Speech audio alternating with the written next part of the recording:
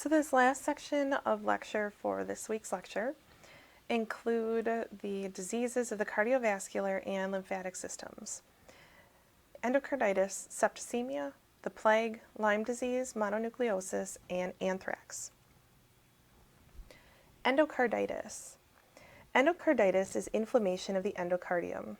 If you remember the layers of the heart tissue, the endocardium is the innermost layer of the heart. The myocardium is talking about the muscle tissue, and then you have the epicardium, which is kind of the pericardial sac, and that surrounds the outside of the heart.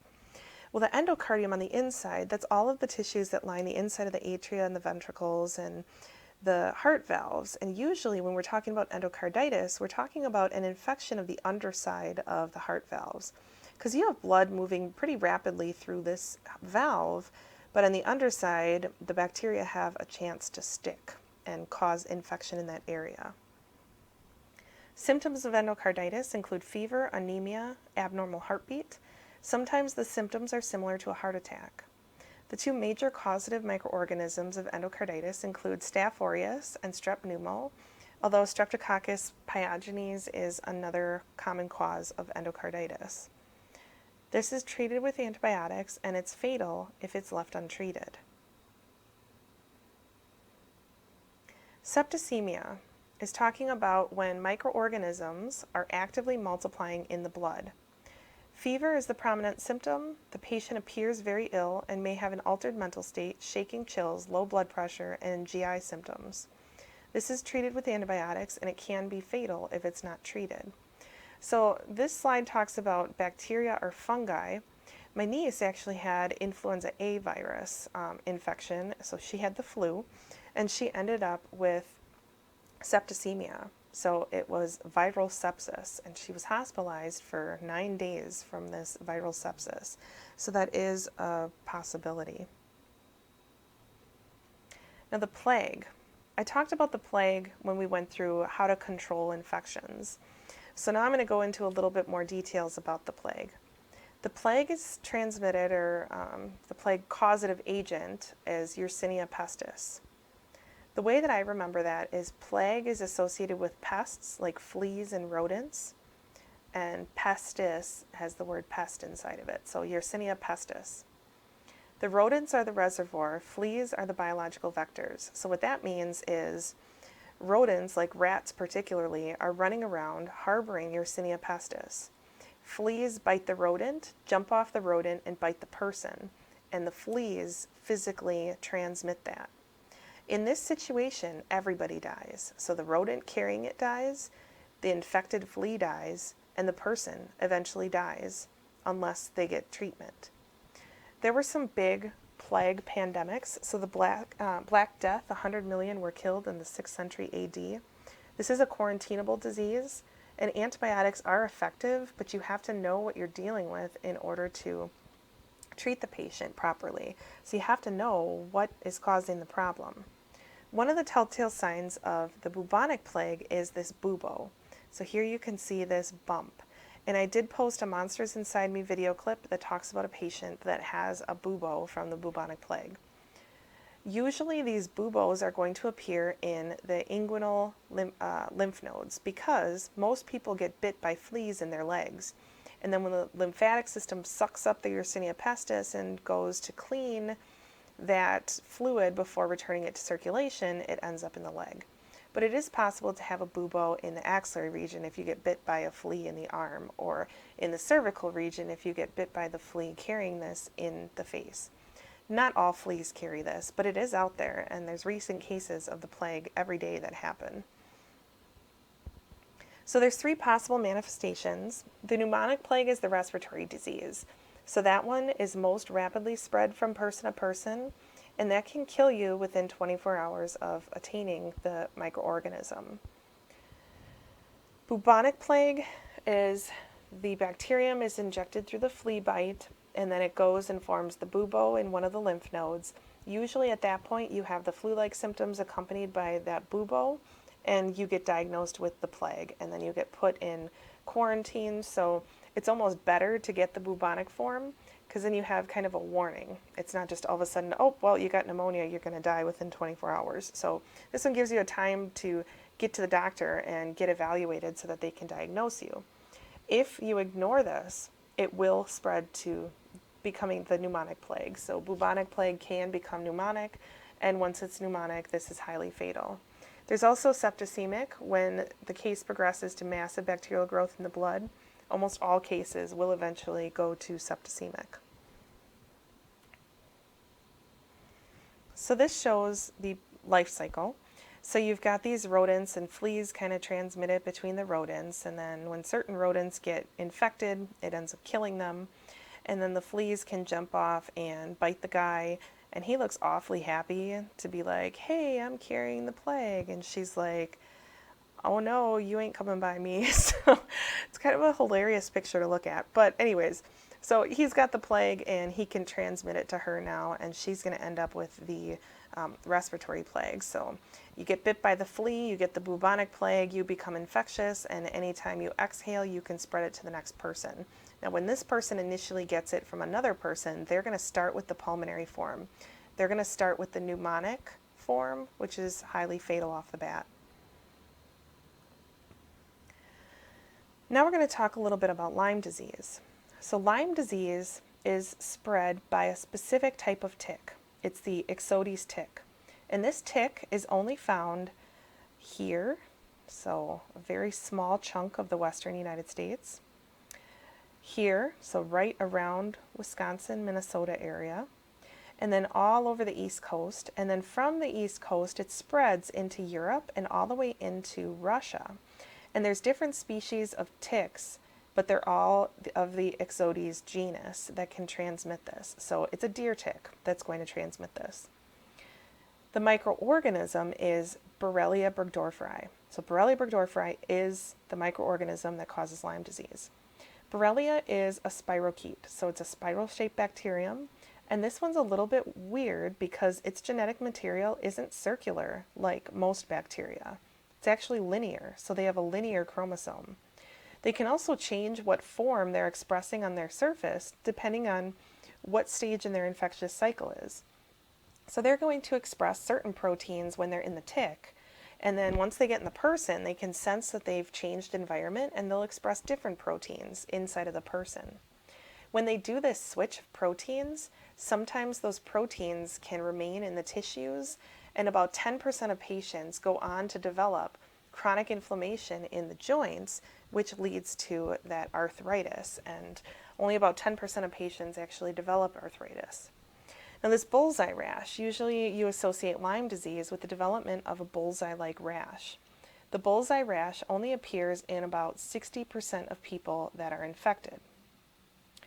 Rodents are the reservoir, the tick is the biological vector, but in order for you to get Borrelia burgdorferi from the tick has to remain attached to you for a minimum of 48 hours. So that means 2 days. So if you find a tick on you and you pull it off and it's still small, then don't worry. It hasn't been attached long enough to have adequate transmission of the microorganism. But if you find a tick on your body and it's engorged, meaning that its butt part looks like a balloon that's been filled up, and when you pop it, your blood comes out, then that's when you should probably go get treated for Lyme disease. Even in the absence of the bullseye rash, if you have any type of flu-like symptoms, about a month after a tick bite, you should go get checked. But with that transmission, like I said, only 60% of people actually develop the bullseye-like rash, but the microorganism disseminates into the tissues of everyone. Because everybody's immune system responds in a slightly different way, everybody's going to have a slightly different reaction to the Borrelia burgdorferi. This is treated with antibiotics, but in about 10% of patients, even after treatment, they end up developing arthritis from this. So it's non-fatal. It evolves into a slowly progressive syndrome that mimics neuromuscular and rheumatoid conditions. Early symptom is the rash at the site of the tick bite. Other symptoms include fever, headache, stiff neck, and dizziness. And then the second stage involves cardiac and neurological symptoms that develop. Something to make note of is that cats and dogs, other types of animals, do not display the bullseye-like rash on the surface of their skin. So even if you like separate their hair or their fur and try to look for it, you're not going to see that bullseye-like rash appear. And because it has such a long incubation period, you're not going to notice any symptoms in your animal for about a month afterwards. So this is why it's important to have that flea and tick preventative on your animals all the time. The most common time that these ticks are going to bite are during summer. So at the beginning of summer, they're like the little nymphs, the really tiny ones that are going to bite.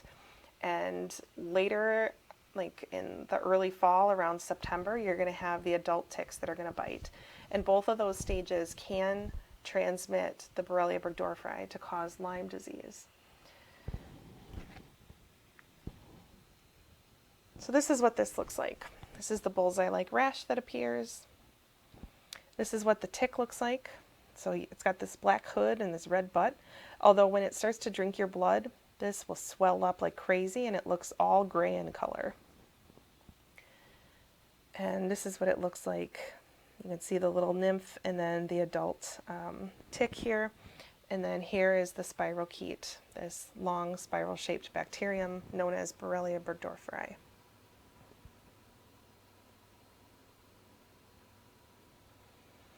The next one is mono. Mono is sometimes known as the kissing disease, but a majority of mono infections are caused by Epstein-Barr virus. EBV, some strains have the potential to cause cancer, so it's highly associated with cancer. But if you get mono from EBV, you're not going to necessarily get cancer. So it's not like this virus does both. It's some strains cause cancer, some strains cause mono.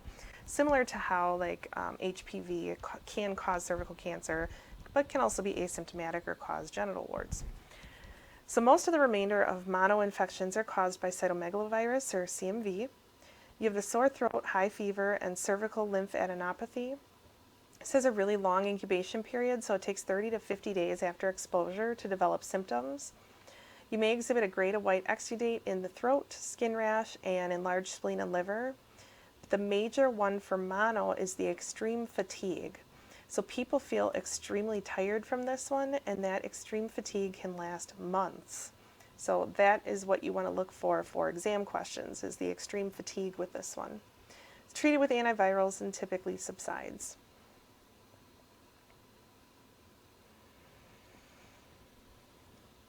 So the last one for today is anthrax. Anthrax is caused by Bacillus anthracis. So Bacillus anthracis is a spore former. And usually when you get infected, you're getting infected with the spores. Same thing like with tetanus and botulism and gas gangrene, Clostridium perfringens. You usually get infected with the spore. And most often, people that get anthrax end up with the wound version or the cutaneous anthrax.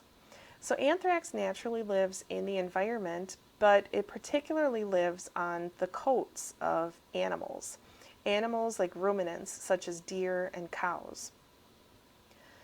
The people who are at highest risk of exposure to anthrax are farmers that are going to slaughter their animals, and particularly those that slaughter the animals to tan the hides. So if you cut off the hide of the animal, you're using a sharp object. And if that animal's hide happened to be tanning for a period of time, and you get some of the spores from the anthrax into a wound, that's how you can get the wound botulism. This is a non-painful wound, but it looks black in color. They call it a painless eschar. So it's this black looking region right around the wound, and it doesn't hurt, but it's festering this microorganism. If you ever see that, you need to get treatment, because if those toxins that are in the area end up spreading to the bloodstream, or if the microorganism itself starts to spread to other organs in the body, you can die from anthrax. Although the cutaneous form, usually you just go get the treatment and you're fine. Animal reservoirs, so it is found in soil, dead infected animals, livestock. If you ever come across a dead carcass out in the wild, leave it alone. You want to make sure that if you are going to be handling any dead animals of any sort, that you have protective gloves on, a protective face mask so that you're not inhaling any anthrax spores, and It's preferable that all of the tissue is completely cleared away from the skeleton. Otherwise, you are at very big risk of getting anthrax from a dead animal. It has been used as a biological warfare agent. So back in 2001, we had the anthrax attacks where some people put some anthrax spores, some lyophilized spores, into an envelope and mailed it to people in the media. And I believe 6 people ended up dying from that attack. So it can exhibit its primary symptoms in various locations of the body. Cutaneous, again, that's that black painless eschar that appears on the surface of the skin. Pulmonary is highly fatal. So if you get pulmonary anthrax and it gets into the lungs, it's going to cause extremely severe pneumonia and death within a pretty quick time frame. There's the gastrointestinal form, which causes GI symptoms but can spread to other parts of the body. And then anthrax meningitis, that's infection of the brain and spinal cord, and that again is highly fatal. The cutaneous and pulmonary forms are the most common. This is treated with antibiotics, but again, it can be fatal if it's left untreated.